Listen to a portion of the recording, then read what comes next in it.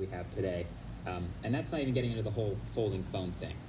But it's easy to forget the display when this phone first came out was, I think, the most revolutionary part of the hardware. The fact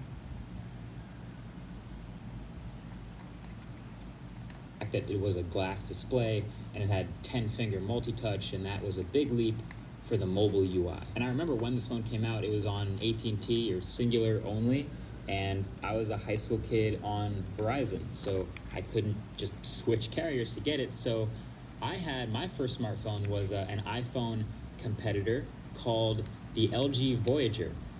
And I don't know if you remember that, but it was also a touchscreen, but it was a resistive touchscreen, and it wasn't multi-touch, and it was just a very, very different experience. Not all touchscreens are created alike, so this was a big deal. I did still enjoy the Voyager, though. I did review it. Good times. And this is obviously a touchscreen phone on the front and a multimedia texting device on the inside. The bottom of the original iPhone is maybe where it shows it's aged the most. That is the OG 30-pin connector and the speaker and microphone down here in those grills, which means up at the top is where you'll find the headphone jack.